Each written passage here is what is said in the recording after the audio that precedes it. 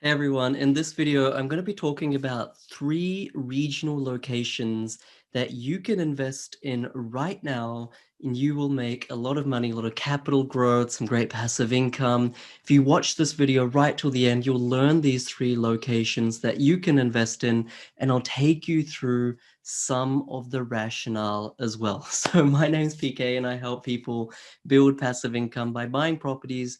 They have a combination of positive cash flow and growth using data without flying around the country and without spending 15K on a buyer's agent every time. And I really want to just hit home this point, guys, that there was a scientist, his name I think was Carl Sagan, and he got a friend of his, and the friend of his said, okay, well, what have you got me in this library here for, Carl? And Carl said, look, I'm going to walk you through the aisles in this library, and the amount of aisles that I walk you through, the number of aisles that I walk you through, are there a number of books that you can possibly read in your finite lifetime? And the friend said, okay. And Carl basically took him to just 3 aisles of the entire library, which was dozens and dozens of aisles of rows of books. All right. The point being that if you're trying to get content from here, there, podcasts, forums, books, property chat, YouTube, this and that, there is no way that you can go through all of the content available in a few years or one lifetime, right? You need to follow quality content. Quality content is not the number of videos that you watch that will bring your education up to par, but it's the quality of those videos. And don't try to pick up tips and hints and hacks from 15 different sources and then put it together and invest. Or don't try to take up this person is saying this suburb, that person is saying that suburb, there seems to be some consistency, so I'll invest there. I know that that's what you guys do. Don't do that, right? Because there's no possible way you can actually exhaust all the property content out there. And I know it makes you confused. I know it makes you overwhelmed. You need quality content. I pray that this video, this episode, whether you're watching in my podcast, on the Facebook group, or right here on YouTube, is actually going to bring value to you. Okay, so what I'm going to do is to screen share. I'm going to be talking about 3 regional locations that you can invest in right now. No one gives this kind of info away. No buyer's agent, no property investment company selling off the planned stock, house and land pages. No one actually talks about the stuff that I do in this video. All right, so let me share my screen and let's do it right now. Okay, let's get into it. All right, so the first suburb you can see here, hopefully, is Broadford. And look, I'm just going to go through some very high level facts on Broadford. So the thing is that with Broadford, it's about 105 square meters. There's about 5 parks in Broadford. The population in 2011 was about 4,000 people. By 2016, that had grown to about 4,500 people. The growth rate was a decent 4%.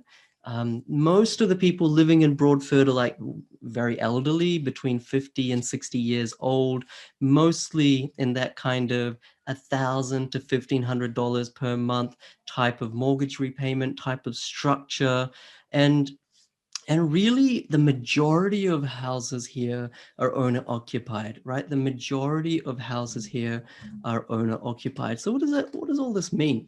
So to give you some context, right? It's in Victoria, it's in Melbourne, far north of Melbourne. You've got places like Wallen, which have so many land releases around them that 1,000,001 property investment companies want you to buy in there. Not a good idea. Same with Beveridge to some extent. But if you go up to here to Broadford, this is really where, and I know there's a lot of land around it, but the fact is that the council isn't really going to build that out, and to some extent it's flanked by some nature reserves. So that means inherently that that land isn't that well developable, right? So the thing with Broadford is that, right now, the median value is about $500,000. We started investing in this location, actually, to tell you the truth, a long time ago. We started investing here about 3 years ago, and you could have bought here for under $400,000. It's gone up over $100,000 in about 2.5 years. Very limited stock on market. The days on market is come down a lot. Used to take 100 days to sell a place here. Now it's taking less than 50 days, which is incredibly strong. Very low vacancy rate. Okay, so it's a really good investment choice if you want certainty. Certainly it's not at the bottom of the market. That is when we were buying there, but I'm just spilling the beans and telling you that, hey, if you have a high risk threshold, if you have a high risk appetite, you can buy here and make a lot of money. And I don't want you to go away from this video thinking, hey, PK, all he does is buy in super regional locations like this. We don't care where we buy as long as the data stacks up. Regional, secondary regional, capital city, it's all good. The most important thing is the data. The second suburb that I want to introduce you to is Cooma. Cooma is kind of near Canberra, between Sydney and Canberra. So, sorry, Sydney's up here, and you've got Cooma here. So it's very regional. Once again, regional is not for everyone, but let me talk about this area a little bit as well. You've probably not heard of it. Very tiny sort of location here. You can see that it's not like a mining town or anything, but obviously not as diversified of an economy as a Newcastle or a Geelong or a Wollongong or something like that. But some high-level facts on Cooma, right? So population has been growing a lot as well over the last 10 years. Mortgage repayments, between $1,000 to $1,500. Incomes have been rising, which is really good. Mostly it's households who, sort of childless couples, young couples. And once again, about 70% of all properties are not investment properties. The median value is about $302,000 in Cooma right now. And the thing is that it's the closest CBD is 185 kilometers away. And that might tell you that, hey, this is never going to grow because it's so far away from a CBD, right? That's kind of your inkling, or that's your preconception that you have to buy close to a CBD. The thing is that if you bought in Cooma in 2018 or 2019, you were buying something well under $250,000 or well under $300,000. Now the good parts of Cooma, there's markets within markets, good pockets within every suburb. The good pockets of Cooma that was selling for about $250,000 2 or 3 years ago are now selling for about $400,000. So think about it. That's like $150,000 rise in value off a base of about 250. So what? That's like 30-40% capital growth, or even more than that, in 2 or 3 years. This is the power of data. I'm just trying to introduce how powerful data is when you put aside your preconceptions. So once again, things like vacancy rate doesn't exist. You might think that I'm not buying a regional area, is never going to be able to find a tenant. Even for the last 3 or 4 years, vacancy was always under 1%, which means that rents have been rising and it's been impossible not to get a tenant. Once again, we were buying here, a number of years ago, but you can go here, buy here right now if you wanted to. I can tell you, although this is not personal advice, I can almost guarantee that it will continue to go up significantly, right? And the thing is that this started happening before COVID. So it's not just the whole working from home culture that is propelling these areas forward. And the third area I want to talk about is Warragul. This is in Victoria, east of Melbourne. So you got Melbourne here. If we zoom in here, past Pakenham, all this land here that you might think, hey, that's not good. There's lots of developable land. But really, no Stocklands is going to come over here and build out 1,000 house and land packages, nor is the local council going to give that kind of permission. Warragul is actually a really well-built residential township. It's not just a 5,000 person town. It's actually pretty good. Mostly agriculture and some other industries, to some extent tourism now as well. But you can see here that it is a rural area, and it's really important in these types of rural areas to make sure that you check the building approvals to make sure that not just in the past, but in the future, the council won't permit too much more supply going in, which will then restrict growth. So some high level facts about Warragul. Of course, there's 30 to 35 data factors that you should really dive deep on. But once again, we were buying in Warragul a while ago. So we were buying in Warragul once again about 2 or 3 years ago when average prices were about 400, 450. Now average prices are about 550 to 600. That might surprise you for a regional area, but you know it's not a cheap place. People want to live here. There's scarcity of houses.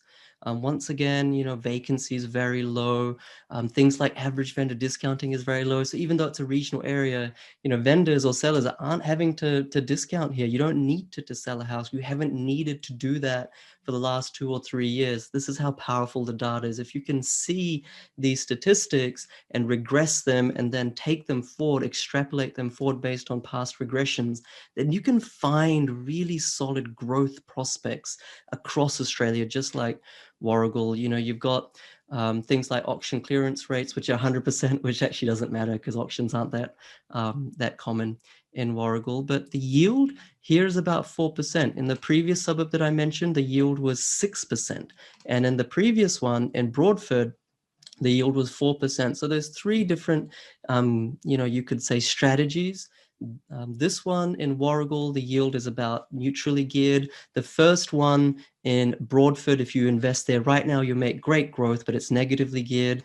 And the one in Kumar, if you invest there right now, you'll get some great growth, although not buying at the bottom of the market.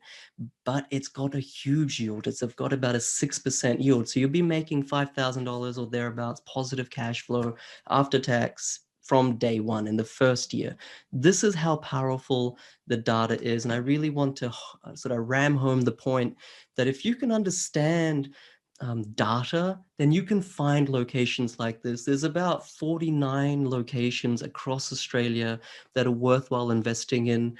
We're not personally investing in these three locations, and that's why I'm sort of, you know, giving it out to you, because we've done our money, we've made our money in these locations. We want to buy, and my clients want to buy at the bottom of the market, but that doesn't mean that, you know, we only want 2 or 3 years of growth and then it will start plateauing out. If you buy there right now, you will continue to get that growth, just like my clients will. The only difference is that they bought 3 years ago, which was at the bottom of the market. So hopefully, guys, in this sort of quickish video, hopefully I've tried to educate you and actually the more data science part of property investing. I went through some factors, not all of them. There's so many things to look at: thresholds, trends, weightings, etc. But the point is that if you're thinking, hey, I'm in Sydney, I'm in Melbourne, I only want to buy in CBDs, maybe even Brisbane, I only want to buy in capital cities, that is just the wrong mindset altogether.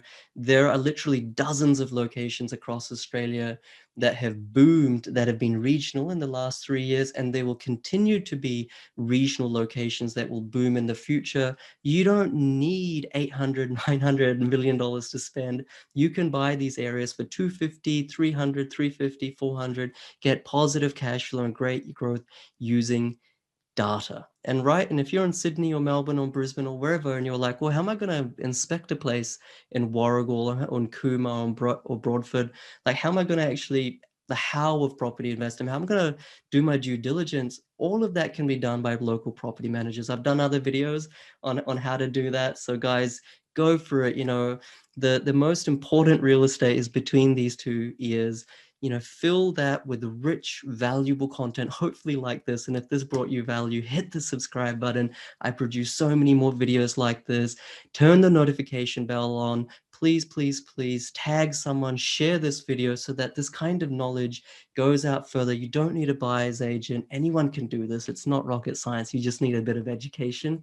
And lastly, guys, Lastly, I want you to try to do this yourself, but if you can't, then I'll leave a link below to the Property Investment Accelerator. Check it out. There's my podcast there as well. Try to learn, right? Try to learn, but if you need some support and guidance, happy to help. The Property Investment Accelerator link is there below. But first of all, follow me for a while, get to vibe with me, see if we're on the same frequency. The best way to do that is to hit subscribe right here on YouTube. And guys, lastly, last request, give me a yes in the comments, whether you're in my Facebook group or whether you're watching here on YouTube. Give it a yes, YES, if you want more videos where I tell you exactly which suburbs to invest in, like I have here. Give it a yes below in the comments, and also give it a like. Thank you so much, guys. My name's PK, and I genuinely wish that you take action because property investing is so rewarding. Bye-bye.